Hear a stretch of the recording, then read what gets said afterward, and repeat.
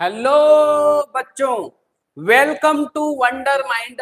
आज के क्लास में हम क्लास 11th एंड 12th के कार्बनिक रसायन का बहुत ही इंपॉर्टेंट टॉपिक पढ़ने वाले हैं। क्या? आईयूपीएसी नामकरण। ठीक है, तो आज के क्लास में हम आईयूपीएसी नामकरण को स्टार्ट करेंगे। तो आइए देखते हैं कि आईयूपीएसी नामकरण को पढ़ने से पहले क्या क्या आवश्यक बातें हैं उसको हम जानेंगे। तो आज हम स्टार्ट करेंगे आईयूपीएसी नामकरण का लेक्चर नंबर 1। ठीक है, तो आइए देखते हैं कि सबसे पहले क्या पढ़ना है। तो सबसे पहले हम जानेंगे कि कार्बनिक रसायन क्या होता है। कार्बनिक रसायन क्या होता है तो समझना, जो रसायन विज्ञान है, केमिस्ट्री है, हमारे लेवल पे उसको 3 पार्ट में डिवाइड किया गया है। ऑर्गेनिक, इनऑर्गेनिक और फिजिकल केमिस्ट्री। ठीक, तो केमिस्ट्री को कितने पार्ट में डिवाइड किया गया है? बोलो, केमिस्ट्री को कितने पार्ट में डिवाइड किया गया है? 3 पार्ट में। कौन कौन? ऑर्गेनिक, ऑर्गेनिक, इनऑर्गेनिक और फिजिकल केमिस्ट्री। फिजिकल केमिस्ट्री में डिवाइड किया गया। ऑर्गेनिक को क्या बोला जाता है? कार्बनिक रसायन। ऑर्गेनिक केमिस्ट्री क्या बोला जाता है? कार्बनिक रसायन। इनऑर्गेनिक को बोला जाता है क्या? अकार्बनिक रसायन। अकार्बनिक रसायन। और फिजिकल केमिस्ट्री को बोला जाता है क्या? भौतिक रसायन। समझ में आया? तो हमारे लेवल पे कितने पार्ट में डिवाइड किया गया है केमिस्ट्री को? 3 पार्ट में, ऑर्गेनिक, इनऑर्गेनिक और फिजिकल केमिस्ट्री। ठीक है, तो ठीक है, आइए आज के क्लास में हमको सबसे पहले स्टार्ट करना है क्या? ऑर्गेनिक केमिस्ट्री, कार्बनिक रसायन पढ़ेंगे। तो कार्बनिक रसायन होता क्या है? कार्बनिक रसायन होता क्या है उसको हम जानेंगे। तो देखो, कार्बनिक रसायन उसे कहते हैं, रसायन विज्ञान की उस शाखा को कार्बनिक रसायन कहते हैं जिसमें कार्बनिक यौगिकों का अध्ययन किया जाता है। किसका अध्ययन किया जाता है? कार्बनिक यौगिकों का। तो कार्बनिक रसायन किसे कहते हैं? रसायन विज्ञान की वह शाखा जिसके अंतर्गत हम कार्बनिक यौगिकों का अध्ययन करते हैं उसे कहते हैं क्या? कार्बनिक रसायन। समझ में आया कि नहीं?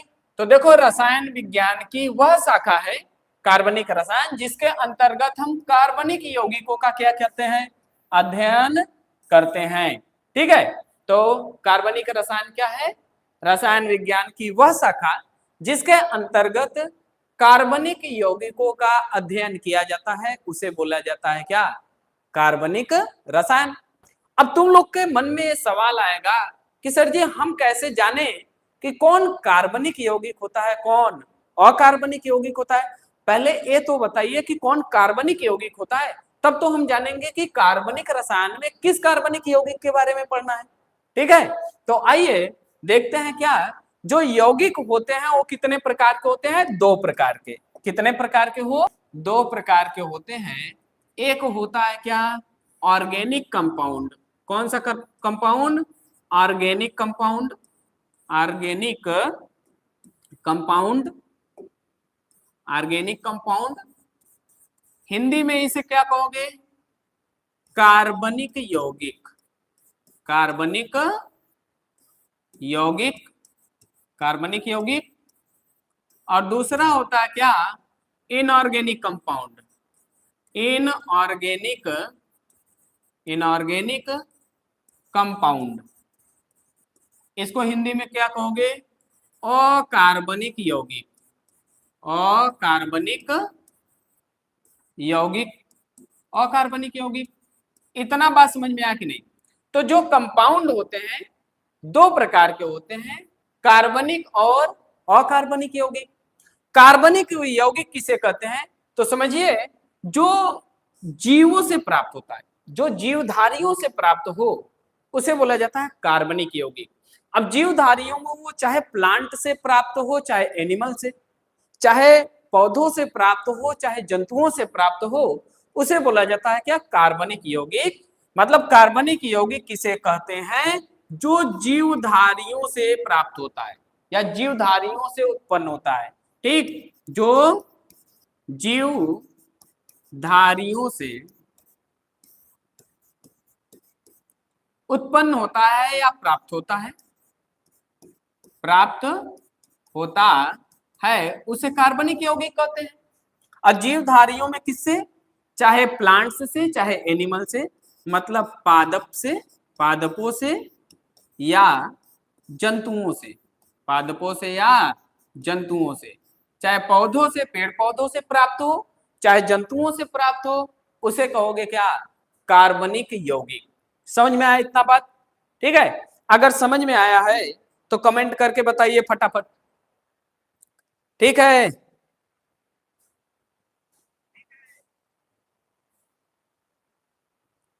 अगला देखिए, दूसरा क्या है, अकार्बनिक यौगिक। अकार्बनिक यौगिक किसे कहते हैं, जो निर्जीवों से प्राप्त हो या फिर खनिजों से प्राप्त होता है। मतलब वे यौगिक जो खनिजों से प्राप्त होते हैं या निर्जीव स्रोतों से प्राप्त होते हैं, उसे अकार्बनिक यौगिक कहते हैं। तो जो यौगिक कहां से प्राप्त होते हैं, जो निर्जीव स्रोतों से, निर्जीव स्रोतों से प्राप्त होते हैं, स्रोतों से प्राप्त होते हैं, प्राप्त होते हैं, उसे अकार्बनिक यौगिक कहते हैं।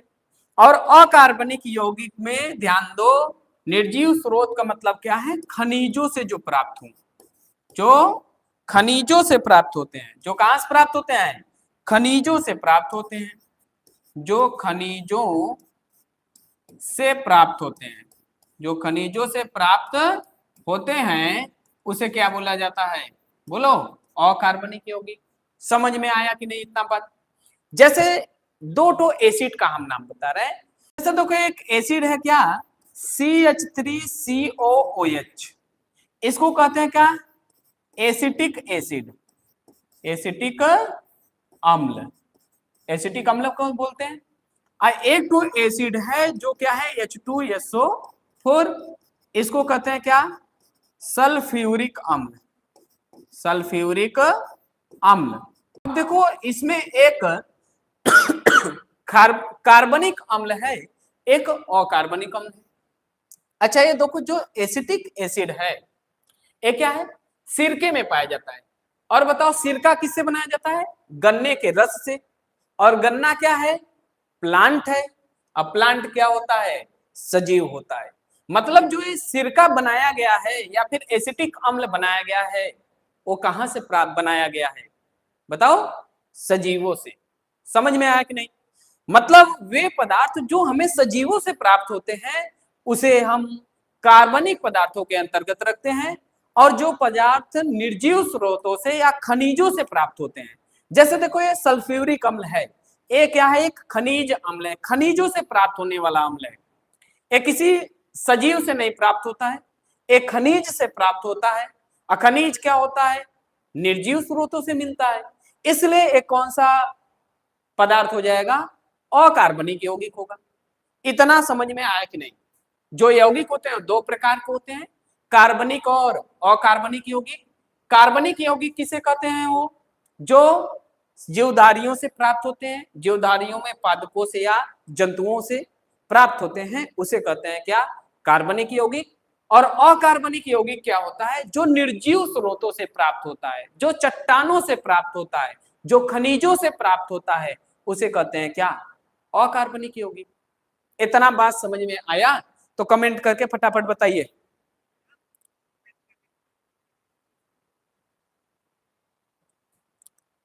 समझ में आया कि नहीं आया? चले आगे, चलिए आगे देखते हैं।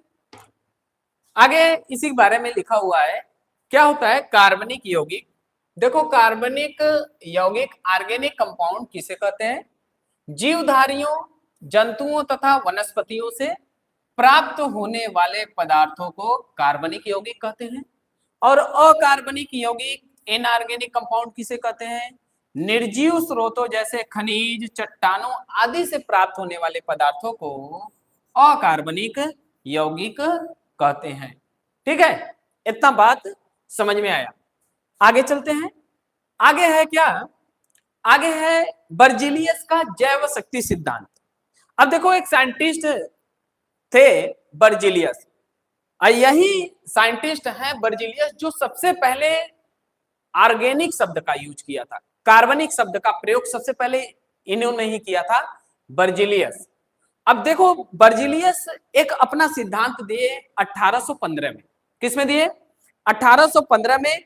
और इनके सिद्धांत को जैव शक्ति सिद्धांत के नाम से जाना गया, थियरी ऑफ वाइटल फोर्स। समझ में आया कि नहीं? और इन्होंने बताया ना कि जो कार्बनिक यौगिक है वो जीवधारियों के शरीर से ही प्राप्त होता है, जीवधारियों से ही प्राप्त होता है, क्योंकि इनके शरीर में एक शक्ति होती है और उसी शक्ति के कारण किसका निर्माण होता है? कार्बनिक यौगिक का निर्माण होता है। मतलब जीवधारियों के शरीर में एक रहस्यमय शक्ति है जो क्या करती है? कार्बनिक यौगिकों का निर्माण करती है। मैं बर्जिलियस से बात बताए थे, तो बर्जिलियस ने बताया क्या कि जीवधारियों के शरीर से जो कार्बनिक पदार्थ का निर्माण होता है या कार्बनिक पदार्थ प्राप्त होता है वो जीवधारियों के शरीर में ही बनता है। और बनता कैसे है? एक रहस्यमय शक्ति पाई जाती है जीवधारियों के शरीर में, और उसी रहस्यमय शक्ति से जीवधारियों के शरीर में कार्बनिक यौगिक का निर्माण होता है। ठीक, एक और बात बताए थे बर्जिलियस। और बर्जिलियस कौन सा सिद्धांत दिए थे? जैव शक्ति सिद्धांत, थियरी ऑफ वाइटल फोर्स। ठीक, तो देखिए बर्जिलियस का जैव शक्ति सिद्धांत क्या है? बर्जिलियस का जैव शक्ति सिद्धांत vital force theory of Berzelius. Berzelius का जैव शक्ति सिद्धांत, इस सिद्धांत को उन्होंने 1815 में दिया था। स्वीडन के वैज्ञानिक थे बर्जिलियस। और इन्होंने बताया क्या? जो बर्जिलियस थे उन्होंने बताया कि जीवों में एक रहस्यमय शक्ति होती है, एक शक्ति होती है जो क्या करती है? कार्बनिक यौगिकों के निर्माण के लिए उत्तरदायी होती है।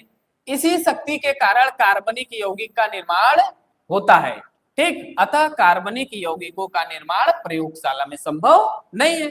तो बर्जिलियस दो बात बोले कि जो कार्बनिक यौगिक हैं वो केवल जीवधारियों के शरीर में ही बनते हैं। अब क्यों जीवधारियों के शरीर में बनते हैं? तो इसका जवाब उन्होंने दिया था कि जीवधारियों के शरीर में एक रहस्यमयी शक्ति पाई जाती है, उसी शक्ति के कारण जीवधारियों के शरीर में कार्बनिक यौगिक का निर्माण होता है। और जीवधारियों के शरीर के बाहर यानी कि प्रयोगशाला में कार्बनिक यौगिक का निर्माण नहीं किया जा सकता है। ये बात कौन बोले? बर्जिलियस। और ध्यान देना कि सबसे पहले बर्जिलियस ने ही कार्बनिक शब्द का प्रयोग किया। ठीक, इतना बात समझ में आया कि नहीं आया? ठीक, बताइए भैया, समझ में आया?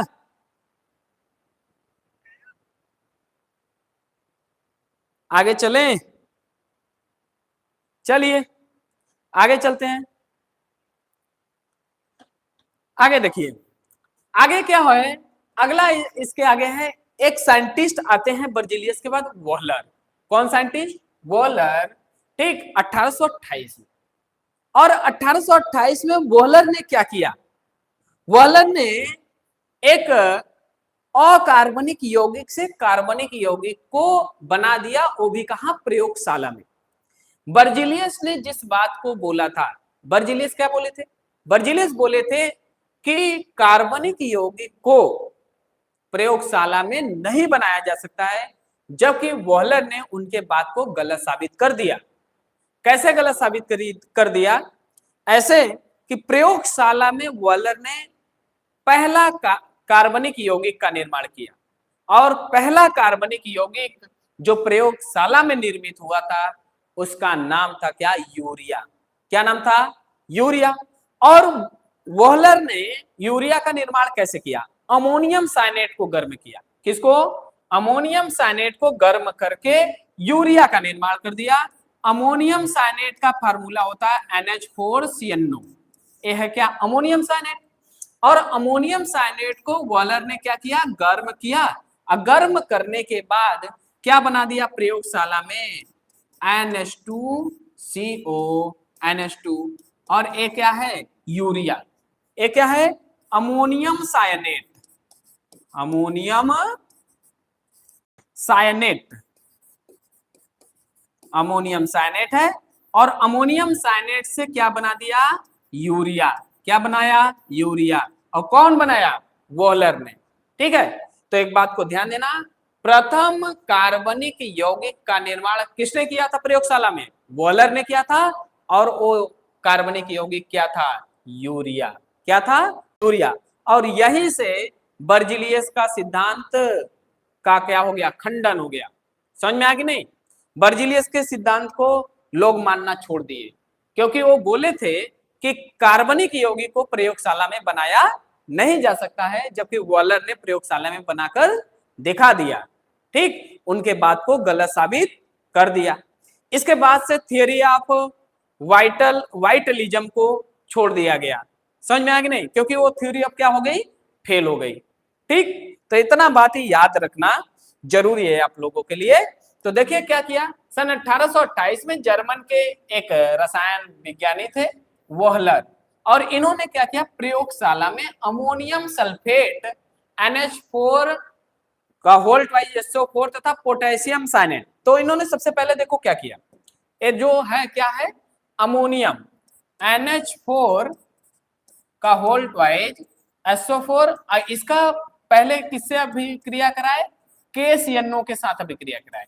जब इन्होंने KCNO पोटेशियम साइनेट के साथ अभिक्रिया कराया तो क्या बना, NH4CNA। NH4CNO मतलब अमोनियम साइनेट बना। तो पहले इन्होंने क्या किया, अमोनियम सल्फेट का अभिक्रिया पोटेशियम साइनेट के साथ करा के अमोनियम साइनेट बनाए, और अमोनियम साइनेट से फिर क्या बना दिए, यूरिया बना दिए, जो कि ये क्या है, प्रथम कार्बनिक यौगिक। प्रथम कार्बनिक यौगिक जिसका निर्माण कहां हुआ था, प्रयोगशाला में। इतना बात समझ में आया कि नहीं। ठीक, तो देखो वॉलर ने किया था, वॉलर ने किया क्या, अमोनियम सल्फेट और पोटेशियम साइनेट के मिश्रण को जब गर्म किया तो एक महत्वपूर्ण कार्बनिक यौगिक क्या बना, यूरिया। तो पोटेशियम, अमोनियम सल्फेट और पोटेशियम साइनेट से पहले क्या बनता है, अमोनियम साइनेट, फिर उससे क्या बनता है, यूरिया बनता है। और ध्यान दो, यूरिया कार्बनिक यौगिक है। क्यों कार्बनिक यौगिक है, क्योंकि यूरिया सजीवों से प्राप्त होता है, जीवों के मूत्र में मिलता है। ठीक है, तो जीवों के शरीर में यूरिया बन रहा है, तो जो जीवों से प्राप्त होता है वो तो कार्बनिक यौगिक होता है। ठीक, तो देखो लिखा है क्या, यूरिया प्राप्त किया गया, इससे पूर्व केवल पशुओं और स्तनधारियों के मूत्र से प्राप्त होता था। तो ये थे कौन, वोहलर। वोहलर ने क्या किया, जो बर्जिलियस ने बताया था उस बात को गलत साबित कर दिया, और पहला कार्बनिक यौगिक प्रयोगशाला में बनाया, और वो पहला कार्बनिक यौगिक कौन था, वो यूरिया। ठीक, इतना बात समझ में आया कि नहीं, इतना बात समझ में आया।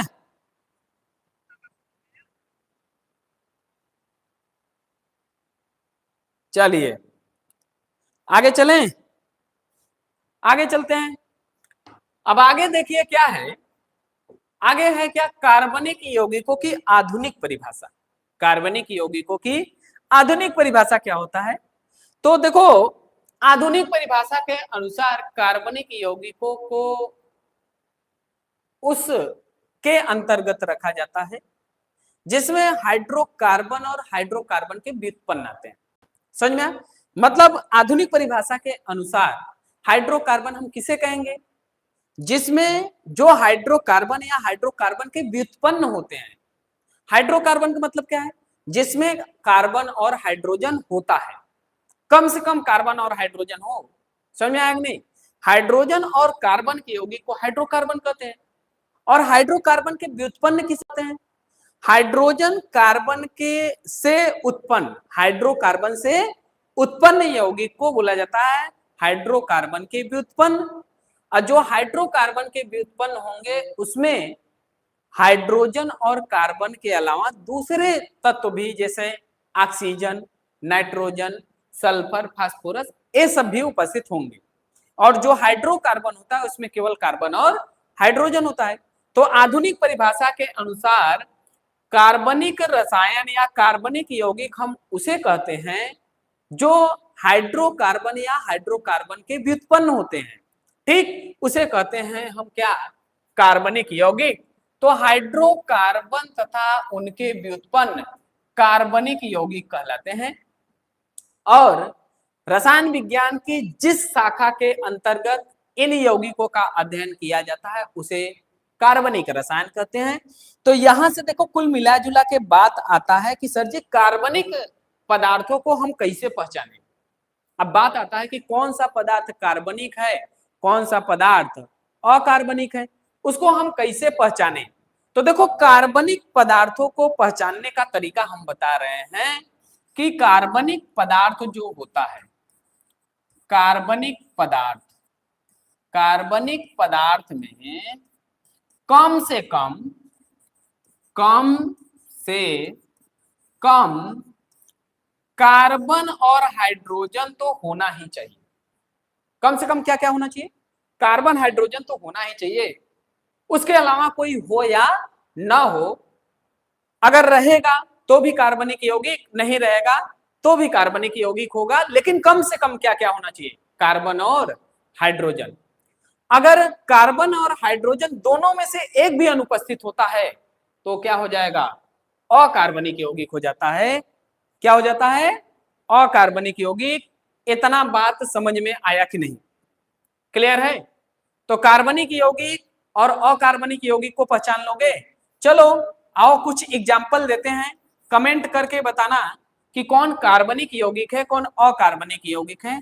बताओ ये जो CO2 है वो कार्बनिक यौगिक है कि अकार्बनिक यौगिक है, बताओ फटाक से कमेंट करके भैया बताओ। तो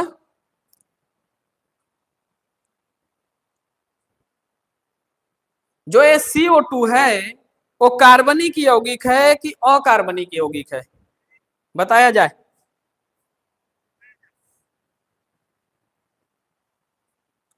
जो CO2 है वो कार्बनिक यौगिक है कि अकार्बनिक यौगिक है।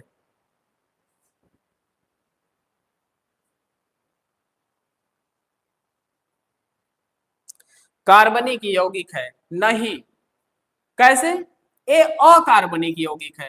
क्या है, अकार्बनिक यौगिक, ये अकार्बनिक यौगिक है। कैसे, अभी हम बताए हैं कि कार्बनिक यौगिक के लिए कम से कम क्या होना चाहिए, कार्बन और हाइड्रोजन तो होना ही चाहिए। अब इसमें देखो क्या है, कार्बन है और ऑक्सीजन है। कार्बन तो है लेकिन हाइड्रोजन नहीं है, क्या है, ऑक्सीजन है। तो हम बताए हैं कि कार्बनिक यौगिक के लिए कम से कम क्या होना चाहिए, कार्बन और हाइड्रोजन तो होना ही चाहिए। अगर कार्बन हाइड्रोजन होगा तो कार्बनिक यौगिक होगा, नहीं तो नहीं होगा। ठीक है, तो अब तुम लोग ही बता दो कि कार्बनिक यौगिक है कि अकार्बनिक यौगिक है। ए कार्बन डाइऑक्साइड कौन सा यौगिक होगा, अकार्बनिक यौगिक होगा। नाम से लगता है क्या कि कार्बनिक यौगिक होगा, लेकिन है क्या, अकार्बनिक। ठीक, ऐसे ही अगर हम जल का बात करें तब हो H2O, जल। बताओ जल क्या है, जल कार्बनिक यौगिक है कि अकार्बनिक यौगिक है, बताओ। जल कार्बनिक यौगिक है कि अकार्बनिक यौगिक है, बताइए। तो जल देखो क्या है, ये भी क्या है, अकार्बनिक यौगिक है। कौन सा यौगिक है वो, अकार्बनिक यौगिक है। कैसे, इसमें हाइड्रोजन तो है लेकिन कार्बन नहीं है। जबकि कार्बनिक यौगिक के लिए हम बताए हैं क्या, कम से कम क्या होना चाहिए, कार्बन और हाइड्रोजन दोनों होना चाहिए। कार्बन हाइड्रोजन तो हो ही, उसके अलावा कोई हो चाहे ना हो तो उसे हम कार्बनिक यौगिक कहेंगे। देखो क्या है, ये तो हाइड्रोजन है इसमें लेकिन कार्बन नहीं है, तो ये कौन सा यौगिक हो जाएगा, अकार्बनिक। अगला एग्जाम्पल CH4, अगला एग्जाम्पल देखिए क्या है, CH4। बताओ CH4 जो है वो कार्बनिक यौगिक है कि अकार्बनिक यौगिक, बताइए। CH4 क्या है, कार्बनिक यौगिक है। कैसे, देखो ये कौन सा यौगिक होगा, वो एक कार्बनिक यौगिक होगा, कार्बनिक यौगिक होगा, क्योंकि इसमें देखो क्या है, कार्बन भी है और हाइड्रोजन भी है। तो ये भी क्या हो जाएगा, एक कार्बनिक यौगिक होगा। क्योंकि कार्बनिक यौगिक में जिसमें कम से कम कार्बन और हाइड्रोजन हो उसे कहते हैं क्या, कार्बनिक यौगिक। और एग्जांपल दें, और एग्जांपल दें, पहचानोगे? चलो आओ देखते हैं, और एग्जांपल दे रहे हैं। जैसे इधर देखो, अगर हम कह रहे हैं कि क्या ये है क्या, CH3COOH, एसिटिक अम्ल है, बताना है कार्बनिक यौगिक है कि नहीं है। ठीक, और एक है HCOOH, HCOOH, इसको भी बताओ कार्बनिक यौगिक है कि नहीं। ठीक, उसके बाद आ जाओ इधर H2SO4, HCl, ठीक, HNO3, C6H12O6, C12H22O11, बताना है इसमें कौन कार्बनिक यौगिक है, कौन अकार्बनिक यौगिक है। ठीक, तो देखो देखो क्या है इसमें, आओ हम देखते हैं कौन कार्बनिक है कौन अकार्बनिक है। तो यहां पर आओ, देखो इसमें क्या है, कार्बन और हाइड्रोजन दोनों है कि नहीं, और सर जी उसके अलावा ऑक्सीजन भी है, तो उससे नहीं मतलब है। हम बोले हैं क्या, कम से कम कार्बन और हाइड्रोजन हो, उसके अलावा कोई हो चाहे ना हो, कार्बनिक यौगिक हो जाएगा। तो बताओ ये जो CH3COOH है वो कार्बनिक यौगिक होगा कि नहीं, तो ये कार्बनिक यौगिक होगा। ये कौन सा यौगिक होगा, हो कार्बनिक यौगिक होगा, कार्बनिक है। ऐसे ही HCOH, इसमें भी कार्बन और हाइड्रोजन है, तो ये भी क्या होगा, कार्बनिक होगा। ठीक, अब देखो H2SO4, इसमें हाइड्रोजन तो है लेकिन कार्बन नहीं है, तो ये कौन सा यौगिक होगा, कार्बनिक या अकार्बनिक, अकार्बनिक। कौन सा यौगिक हो जाएगा, अकार्बनिक यौगिक होगा, अकार्बनिक यौगिक होगा। ऐसे ही देखो इसमें हाइड्रोजन है लेकिन कार्बन नहीं, यहाँ पर क्या है, क्लोरीन है, तो ये भी क्या हो जाएगा, अकार्बनिक यौगिक होगा, अकार्बनिक यौगिक। ऐसे ही HNO3, इसमें भी हाइड्रोजन कार्बन नहीं है, क्या होगा, अकार्बनिक यौगिक होगा, अकार्बनिक होगा। ठीक, आ जाइए इधर, इसको देखिए C6H12O6, इसमें कार्बन और हाइड्रोजन दोनों है। ठीक, ये भी क्या हो जाएगा, क्या कार्बनिक यौगिक होगा, कार्बनिक यौगिक होगा। इसमें कार्बन और हाइड्रोजन है, ये भी क्या हो जाएगा, कार्बनिक यौगिक, कार्बनिक यौगिक। ठीक, इतना बात पहले समझ में आया कि नहीं। ठीक, तो कार्बनिक यौगिक पहचान लोगे, बताओ फटाक से भैया, कार्बनिक यौगिक पहचान लोगे कि नहीं, कमेंट करके बताओ फटाक से, कार्बनिक यौगिक पहचान लोगे कि नहीं, बताओ।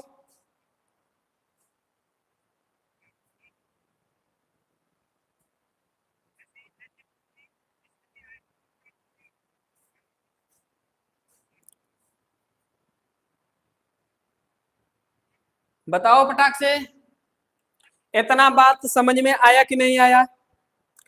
ठीक है, तो कार्बनिक यौगिक किसे कहते हैं, ऐसा यौगिक जिसमें कम से कम क्या हो, कार्बन और हाइड्रोजन हो, उसके अलावा कोई हो चाहे ना हो, उसे कहेंगे क्या, कार्बनिक यौगिक। अगर दोनों में से एक भी अनुपस्थित हो जाए, चाहे कार्बन अनुपस्थित हो जाए चाहे हाइड्रोजन अनुपस्थित हो जाए, तो उसे क्या कहेंगे हम, अकार्बनिक यौगिक। इतना बात समझ में आया कि नहीं। ठीक है, तो चले आगे, आगे देखो क्या है, अब आगे सीखना हमको कि कार्बनिक यौगिकों को कैसे निरूपित किया जाता है। कार्बनिक यौगिकों का निरूपण, कार्बनिक यौगिकों का निरूपण, representation of organic compound. The representation of organic compound, कार्बनिक यौगिकों का निरूपण, कार्बनिक यौगिकों को कैसे निरूपित किया जाता है उसको समझना है हमको।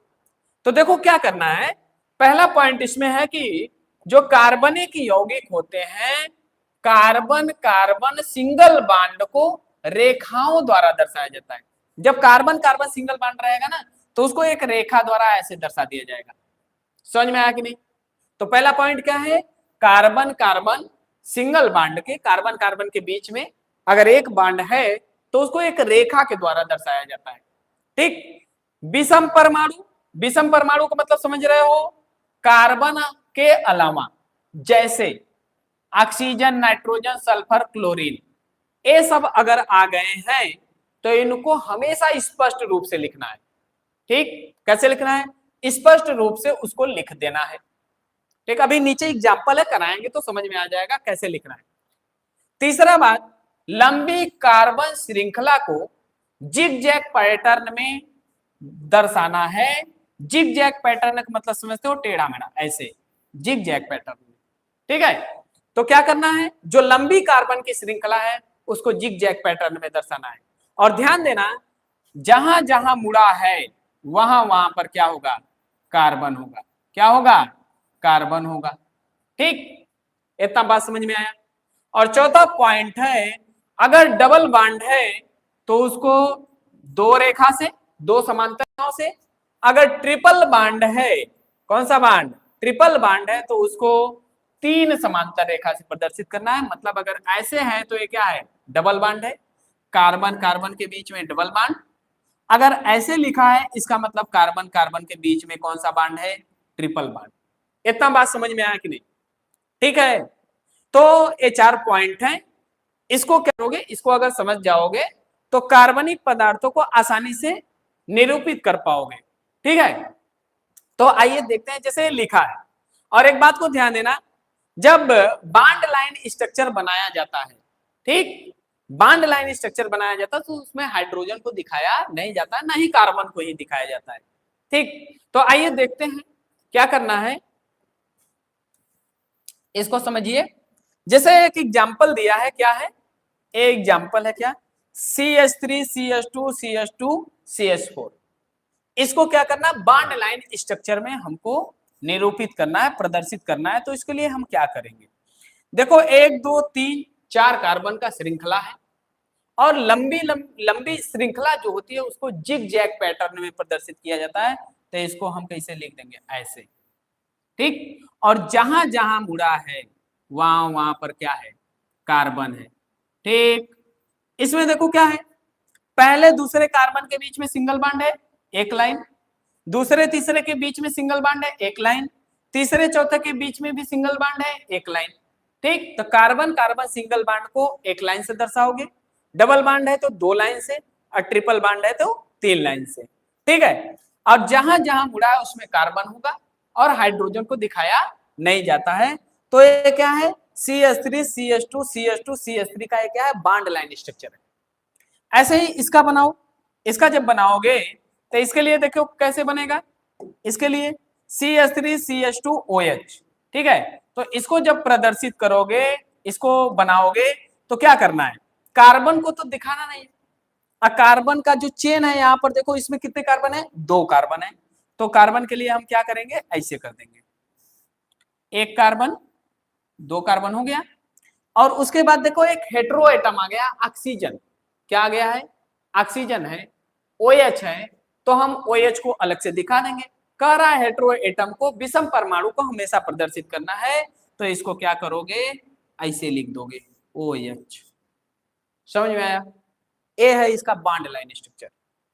अगला देखो, अगला क्या है, CH3 CH2 CH2 CHO। तो इसको देखो कैसे प्रदर्शित करना है। इसको प्रदर्शित करने के लिए इसमें देखो कितने कार्बन है, एक दो तीन चार कार्बन है। अब चार, जब चार कार्बन है तो जिग जैग पैटर्न में बना लो चार कार्बन का, एक दो तीन, और ये हो गया तुम्हारा चौथा कार्बन। और चौथे कार्बन से देखो क्या बना है, H जुड़ा है ना, तो या फिर ऐसे लिख सकते हो, यहीं पर लिख सकते हो CHO। ठीक, इसका एक और तरीका होता है, या फिर इसको ऐसे भी लिख सकते हो, C डबल बॉन्ड OH। समझ में आया कि नहीं, कोई दिक्कत? ठीक, या फिर इसको एक तरीके से और लिख सकते हो,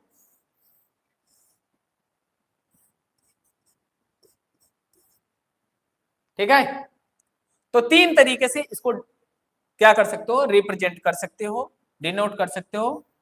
1 2 3 ये चौथा कार्बन, 1 2 3 ये है चौथा कार्बन। समझ में आया? और चौथे कार्बन पे एक ऑक्सीजन एक हाइड्रोजन है। ठीक, तो ये है बॉन्ड लाइन स्ट्रक्चर बनाने का तरीका। इतना बात समझ में आया?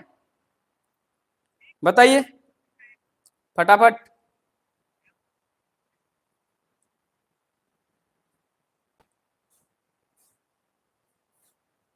इतना समझ में आया कि नहीं, इसको बताइए।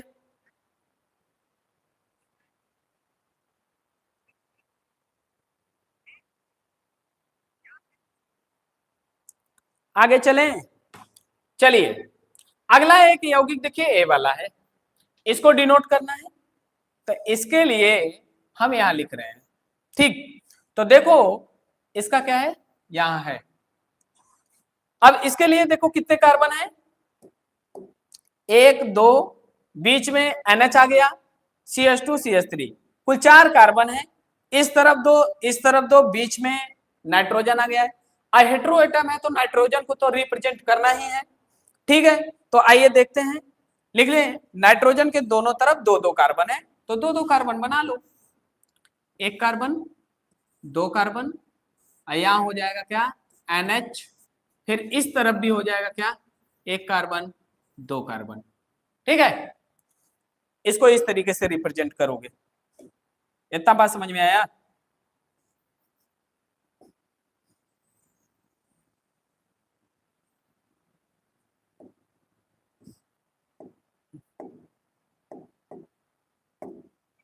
समझ में आया कि नहीं? ये है इसका। ठीक, अब देखो एक है अगला compound CH3 CH2 CH2 COOH, तो इसको और रिप्रेजेंट करते हैं। इसके लिए यहीं पे बना लेते हैं, इसके लिए यहीं पे बना लेते हैं। इसके लिए देखो कितना कार्बन, 1 2 3 4 कार्बन है, तो 4 कार्बन का जिग जैग चेन बनाओ। 1 1 2 3 और यह है चौथा कार्बन। और चौथे कार्बन पे देखो क्या है, जब इसको बनाओगे तो यहां से एक OH ऐसे हो जाएगा और ऑक्सीजन, क्योंकि हेटेरो एटम को हमेशा रिप्रेजेंट करना है। इसको इस तरीके से भी कर सकते हो, 1 2 3 4, यहां OH डबल बॉन्ड O। ठीक है, आया कि नहीं आया? तो इस तरीके से कार्बनिक यौगिकों को क्या किया जाता है, रिप्रेजेंट किया जाता है, निरूपित किया जाता है। ठीक, इतना बात समझ में आ गया कि नहीं? अगर ऐसा कहीं बनाया रहेगा तो देखकर पहचान लोगे ना कि कहाँ क्या है, कितने कार्बन है, कितने हाइड्रोजन है, सब समझ में आ जाएगा कि नहीं? ठीक, इतना बात समझ में आया? चलिए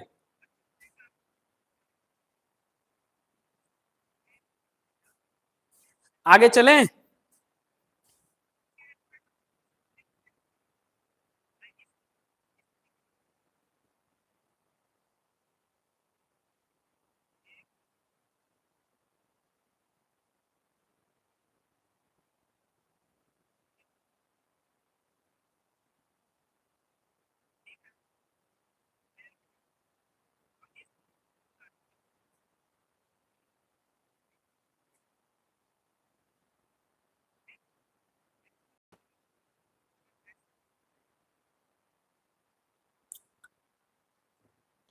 चलिए आगे चलें।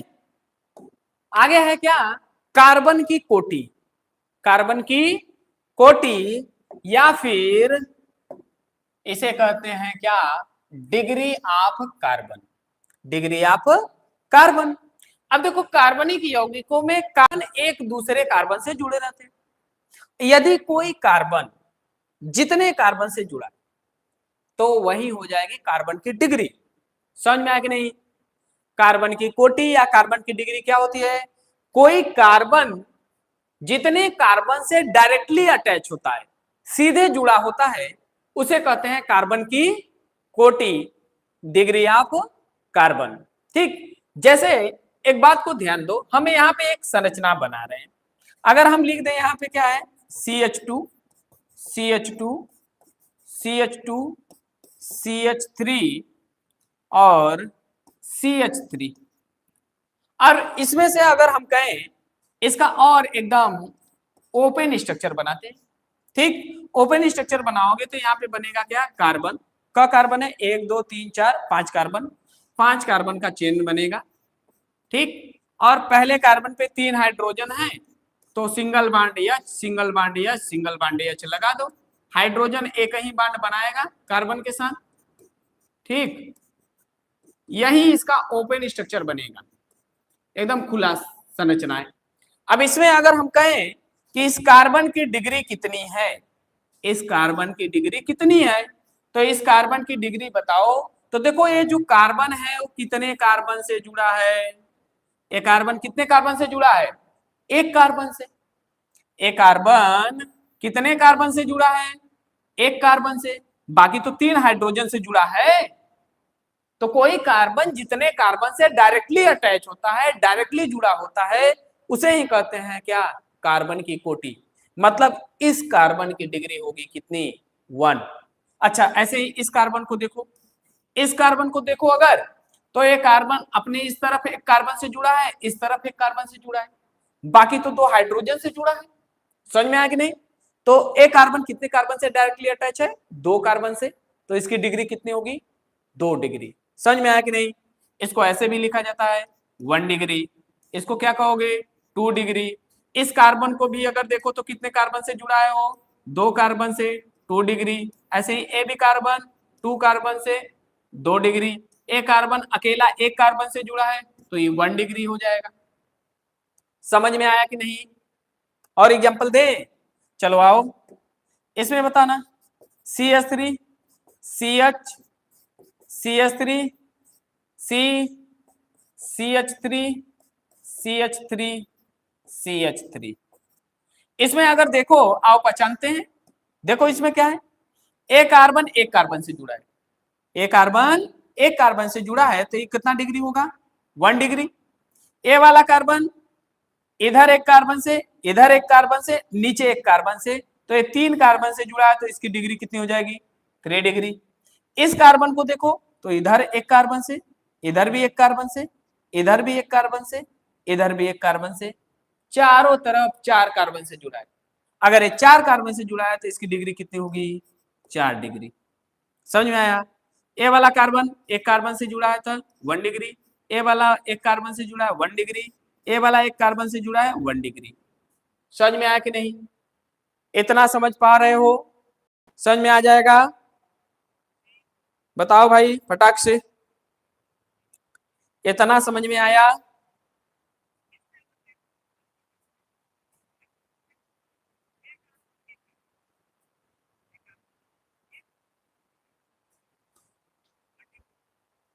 कार्बन की डिग्री समझ में आया कि नहीं आया, बताइए फटाक से।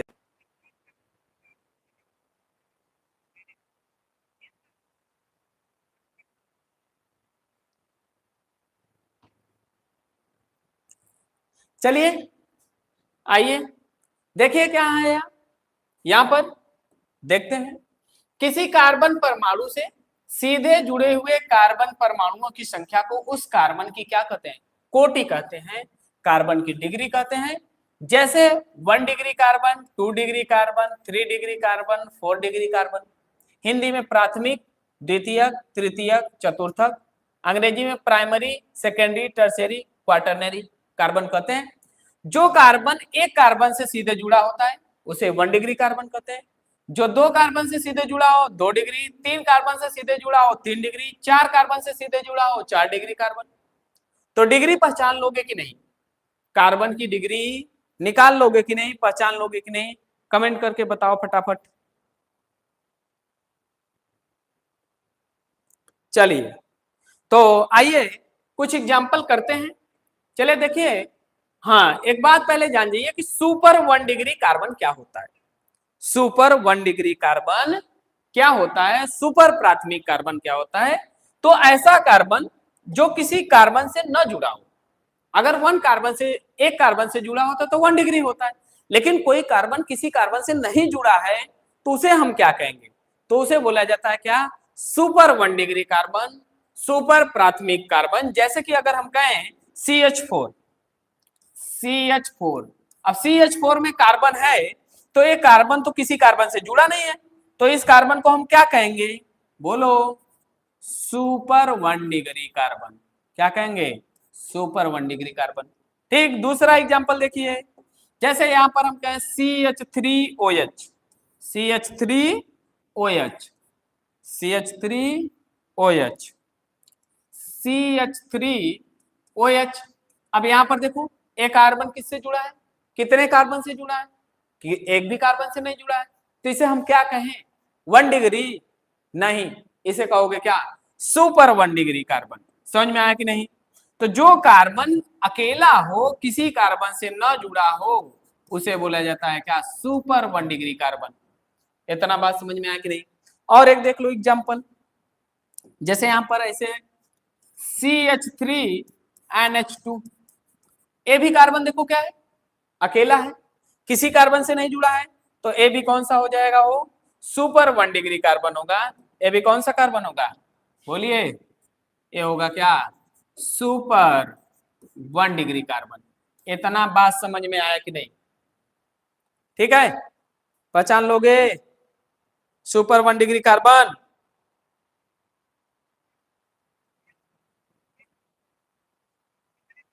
बोलो भाई, समझ पा रहे हो कि नहीं? इतना समझ में आया? आगे चलें, आगे चलें, चलिए आगे देखिए क्या है। ये एक सवाल है, इस सवाल में तुम लोगों को क्या बताना है? सवाल लिख दे रहे हैं, बताना है 1 डिग्री कार्बन की संख्या, 1 डिग्री कार्बन की संख्या, 2 डिग्री कार्बन की संख्या। खटाखट कैलकुलेट करो। 3 डिग्री कार्बन की संख्या, 4 डिग्री कार्बन की संख्या। ठीक, कैलकुलेट करके बताओ फटाफट, कमेंट करो, फटाक से बताइए कितने होंगे? 1 डिग्री कार्बन कितने हैं?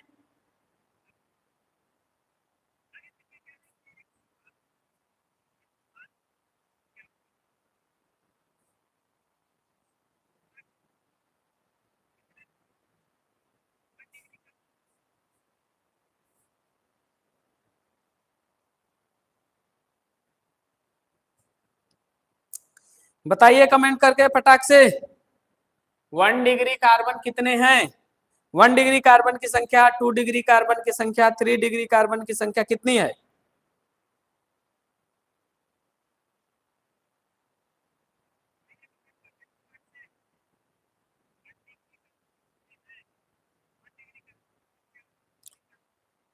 वन डिग्री कार्बन 5 है। सुनील कुमार बताए हैं, मोहित मोहित पटेल, अवधेश वर्मा बता रहे हैं 5। ठीक है, तो इनका जवाब बिल्कुल सही है। 1 2 3 4 5, 5 तो 1 डिग्री कार्बन है। ठीक, चलिए हम देखते हैं इसको, करें? चलिए आइए, चलिए देखते हैं कितने हैं। पहले आइए गिन लेते हैं। बताओ ये कौन सा है? एक कार्बन एक कार्बन से जुड़ा है तो ये तो 1 डिग्री कार्बन होगा। एक कार्बन 2 कार्बन से जुड़ा है तो एक कार्बन एक ही कार्बन से जुड़ा है। यहाँ का ये जो कार्बन है कितने कार्बन से जुड़ा है?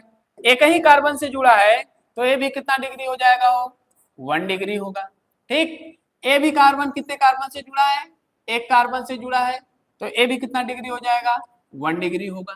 ठीक, इस कार्बन को अगर ध्यान से देखो तो एक कार्बन कितने कार्बन से जुड़ा है? 4 कार्बन से जुड़ा है, तो ये 4 डिग्री होगा। ए कार्बन इस तरफ एक कार्बन से इस तरफ एक कार्बन से जुड़ा है तो 2 कार्बन से तो 2 डिग्री हो जाएगा। एक कार्बन से जुड़ा है 1 डिग्री होगा। एक कार्बन इस तरफ और नीचे भी जुड़ा है, 3 कार्बन से जुड़ा है तो ये कितना डिग्री हो जाएगा, 3 डिग्री हो जाएगा। ए वाला कार्बन अकेला एक कार्बन से जुड़ा है तो 1 डिग्री कार्बन होगा। अब देख लीजिए 1 डिग्री कार्बन कितने हैं, 1 2 3 4 5, तो 1 डिग्री कार्बन की संख्या कितनी आ जाएगी, 5। कितनी, 5। समझ में आया कि नहीं। 2 डिग्री कार्बन देख लीजिए, 2 डिग्री कार्बन केवल और केवल एक ठो दिखाई दे रहा है। 3 डिग्री कार्बन की संख्या देख लीजिए, 3 डिग्री कार्बन भी कितना है, एक ही है। और 4 डिग्री कार्बन का संख्या अगर देखो तो 4 डिग्री कार्बन भी कितना है, एक ही है। किसका किसका सही था बताओ भाई फटाक से, किसका किसका सही था।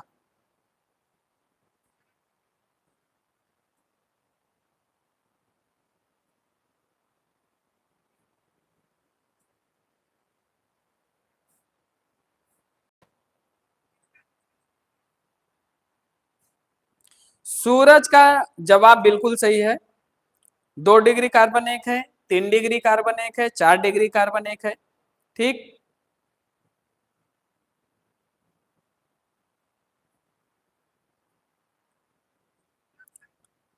ठीक। अगला सवाल दें, एक सवाल और करिए। ये सवाल है, इस सवाल में बताइए, पहले तो पहचानना होगा आपको कि कहां कहां कार्बन है। तो अभी हम बताए हैं कि जहां जहां मुड़ा है वहां वहां क्या है, कार्बन है। तो देखो यहां कार्बन होगा, यहां कार्बन होगा, यहां कार्बन होगा, एक कार्बन होगा, एक कार्बन होगा, एक कार्बन है, एक कार्बन है, एक कार्बन है, सब कार्बन है। कार्बन समझ गए। अब इस सवाल में तुम लोगों को बताना क्या है, 1 डिग्री कार्बन की संख्या, 1 डिग्री कार्बन की संख्या, वही पुराना सवाल जो पिछले सवाल में बताया वही बताना है। 2 डिग्री कार्बन की संख्या, 2 डिग्री कार्बन की संख्या, ऐसे ही 3 डिग्री कार्बन की संख्या बताइए, 3 डिग्री कार्बन की संख्या, और 4 डिग्री कार्बन की संख्या बताना है। बताइए भैया फटाफट करिए कमेंट, बताइए कितने हैं।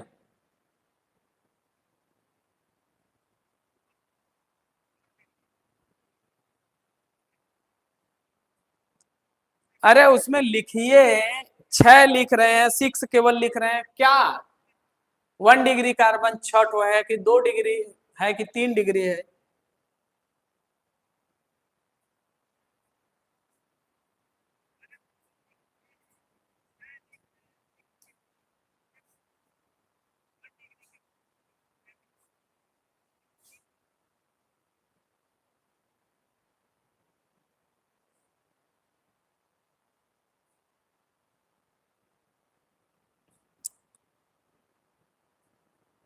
हम चलें, चलिए हम करते हैं, आइए देखते हैं। ए क्या है, एक कार्बन से जुड़ा है तो ये 1 डिग्री कार्बन होगा। ए वाला कार्बन देखो इस तरफ अपने एक कार्बन से जुड़ा है, इस तरफ एक कार्बन से जुड़ा है तो ये कार्बन 2 डिग्री होगा। ए वाला कार्बन 3 कार्बन से जुड़ा है तो ये 3 डिग्री होगा। ई वाला कार्बन एक कार्बन से जुड़ा है तो 1 डिग्री होगा। ई वाला कार्बन 4 कार्बन से जुड़ा है, ठीक, तो ये 4 डिग्री होगा। ई वाला कार्बन, इस कार्बन को देख लो, ए कार्बन एक कार्बन से जुड़ा है 1 डिग्री होगा। ए वाला कार्बन एक कार्बन से जुड़ा है 1 डिग्री होगा। ए वाला कार्बन एक कार्बन से जुड़ा है 1 डिग्री होगा। ए वाला कार्बन 3 कार्बन से जुड़ा है, ठीक, तो ये 3 डिग्री होगा। ए वाला 1 कार्बन से जुड़ा है तो 1 डिग्री होगा, ठीक। तो आइए अब काउंट कर लेते हैं कितने 1 डिग्री कार्बन है, 1 2 3 4 5 और 6, तो 6 तो 1 डिग्री कार्बन है। 2 डिग्री कार्बन देखिए, 2 डिग्री कार्बन केवल और केवल एक ही दिखाई दे रहा है, ये वाला। और 3 डिग्री कार्बन भी एक ही है, ये वाला कार्बन है। और 4 डिग्री कार्बन कौन है, नहीं, 3 डिग्री कार्बन ए भी है और ए भी है, तो 3 डिग्री कार्बन की संख्या कितनी हो जाएगी, 2। 3 डिग्री कार्बन की संख्या कितनी है? 2। और 4 डिग्री कार्बन, 4 डिग्री कार्बन की संख्या कितनी है? 1 है। ठीक, बताइए किसका किसका सही था, कमेंट करके बताइए फटाक से।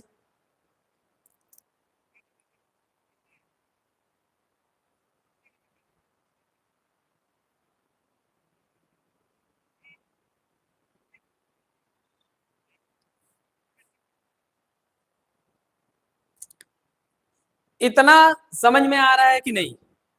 इतना एकदम कंसेप्ट क्लियर है? एकदम समझ में आ रहा है अच्छे से?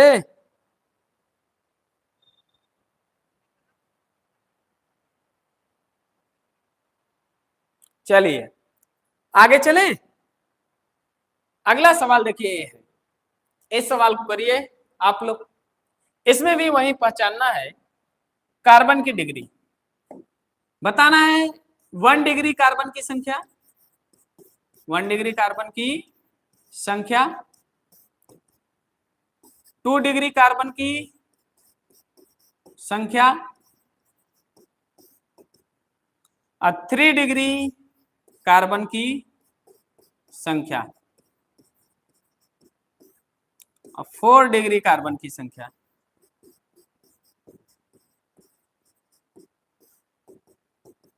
बताइए फटाक से, कमेंट करके, कमेंट करिए, आंसर दीजिए जल्दी से।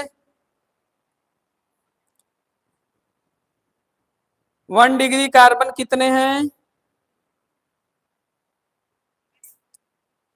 3।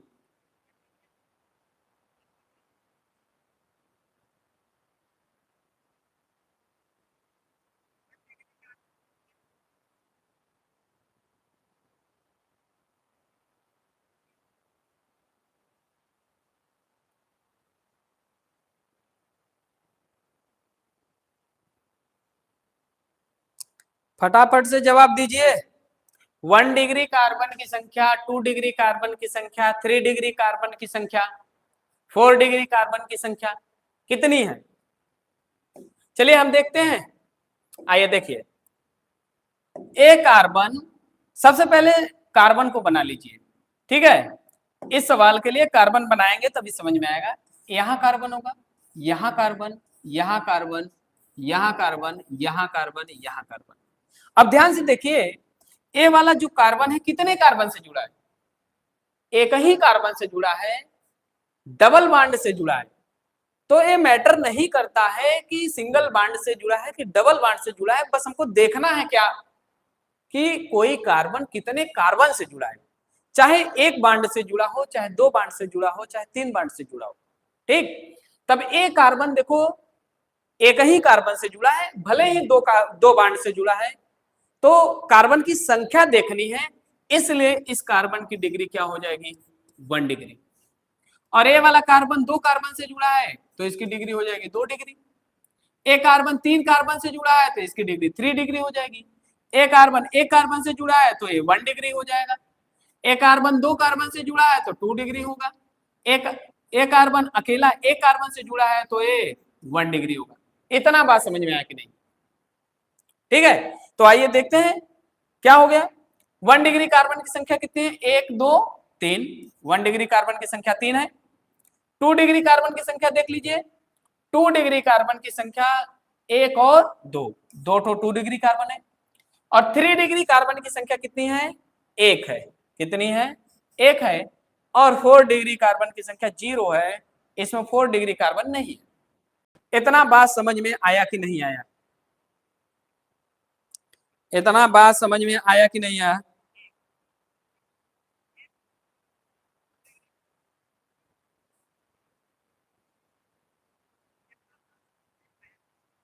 इतना बात समझ में आया कि नहीं आया?